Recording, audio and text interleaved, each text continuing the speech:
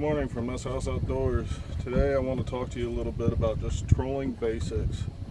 I started these videos back up and I've been getting a lot of questions as to what kind of setup I have and hey, it looks really cool, I want to start type things. So this is kind of just a basic 101 on trolling. There's all different kinds of trolling for different types of fish, different species, whether or not it's drifting for catfish, trolling for walleye, trolling for crappie, trolling for white bass. There's a bunch of different types of equipment you can use.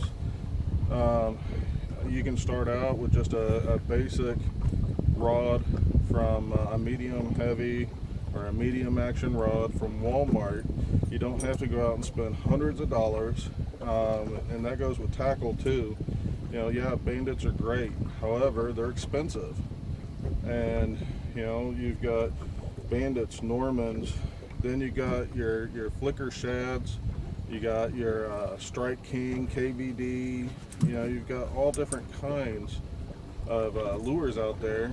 Those are mainly crappie lures. And then you got your deep divers for your walleye. So anyway, can you be precise on the depth? Yes, you can, because this is off of Bandit, every single product out there on the market, you can go through Walmart's aisles or wherever, Bass Pro Shop, Cabela's, Gander Mountain, wherever, and you look on the back and it says what series and the depth. So 200 series, it says goes from 4 to 8 foot. 300 series goes from 8 to 12 foot. Well, you take that, but you can go a step further. Okay, this is another one, and this is Berkeley Flicker Shad 7, and then they have a diagram. And I come from the HVAC world. In the HVAC world, when you see something like this, you call it a cut sheet. So I'm going to call it a cut sheet. So it says here for the depth and how many feet out your line needs to be. So a flicker shad to be at 15 foot, you need 150 foot of line out. So do you need a line counting reel? No. Berkeley sells these cheapy little line counters. They work just as well. Do you have to be precise? No, you don't have to, but it's good to be in the ballpark so you know kind of where you're doing and about what depth you're at. Also, when you start trolling in the beginning, your sonar is your most important tool. It's going to tell you where the fish are. Are they at 5 foot? Are they at 10 foot? Are they at 15 foot? If they're shallow, try crank or lipless crankbaits, or try the 200 bandits if they're not real shallow and they're in that 10 foot and up area.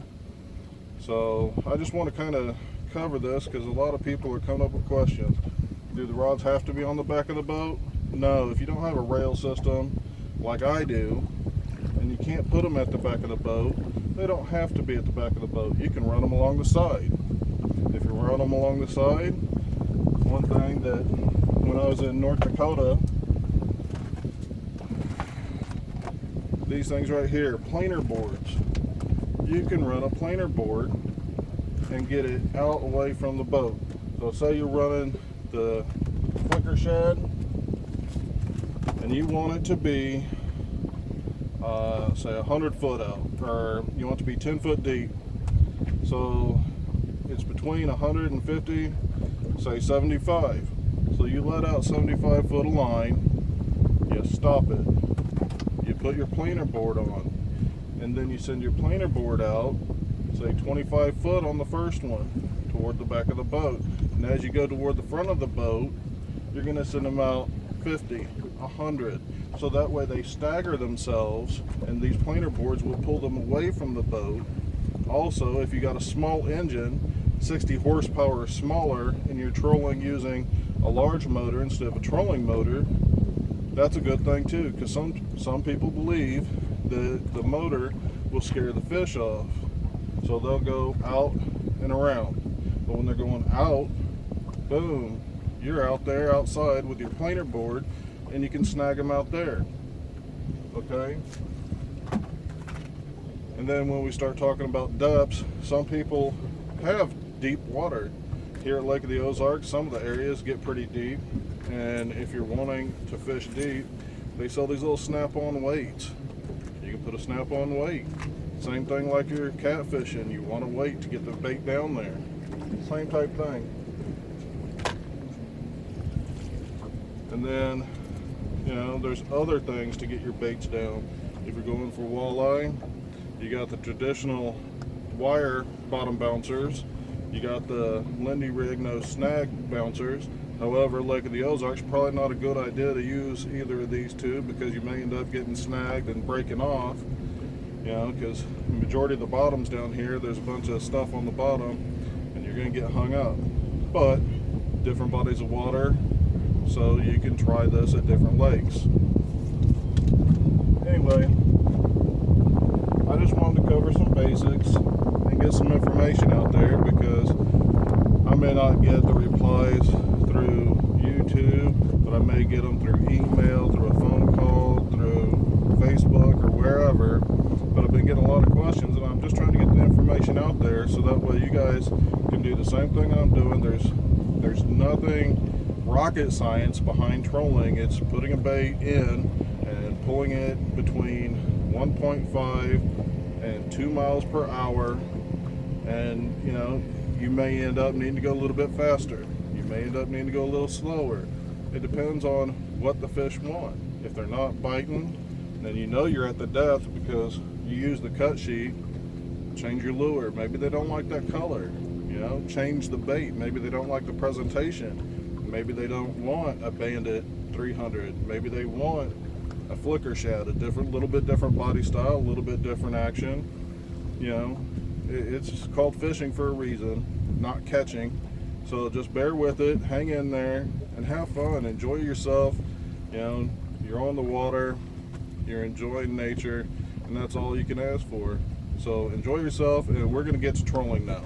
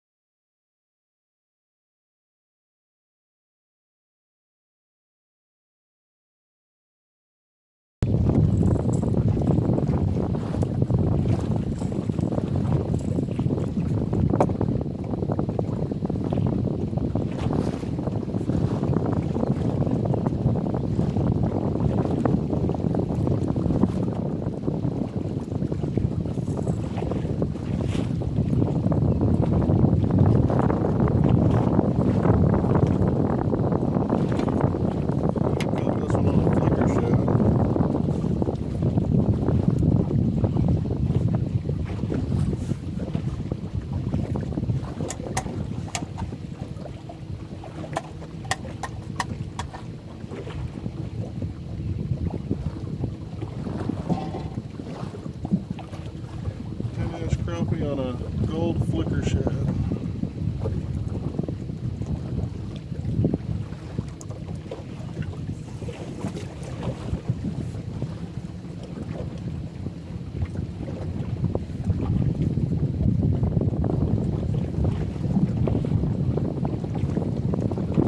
And as always, when you catch one, you move your rods in. That way you can put it out on the outside without getting all tangled up.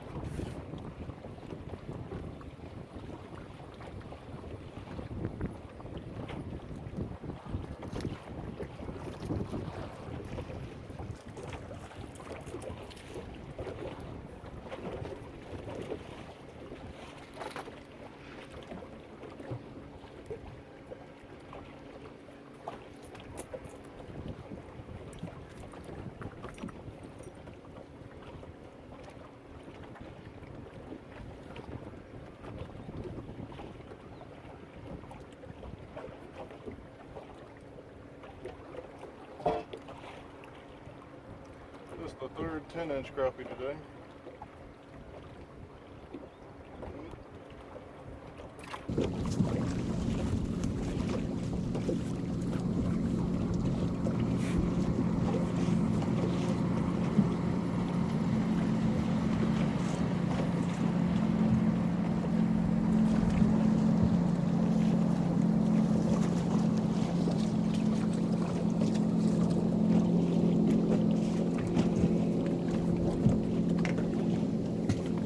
Nice crappie there.